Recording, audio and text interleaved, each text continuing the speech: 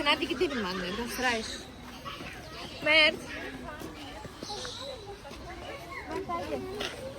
Hadi mama. Hadi gidiyoruz. Mert ceketini giyecek mi?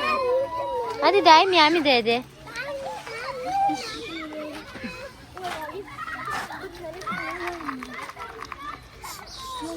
Ama saçık giyiyor diye ya, siz kırma. Ha? Hadi dayı tim Miami. Hadi mama dayı Miami dedi.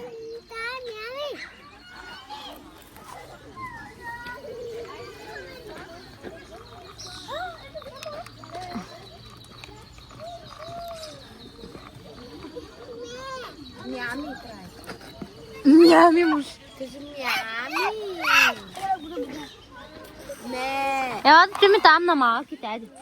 Ya kita ada dot mau. Hadi. Hadi lah. Será doşmuşum. Gel tutup da de. Aku udah mulai kamu itu. Miki hadi lah. Miki. Şey, telefon. Abi tez gulem tu sos mu? Miki ne mama? Miki. Hadi. Şey parksa bu da bir şey. Abi hep tu kadar oluyor. Soy burada. Gel kulağıma mı ne? Ama ben parksa bu da. Ay ne kugopa nasıl? Dai da vidimo. Hadi mama. Hadi vish mama gi sabir. Ne? Kapıda pıçı pıçı pıçı pıçı pıçı pıçı. Pıçı pıçı pıçı pıçı pıçı pıçı. No, Pachi, o ne dariş me? Ne dariş?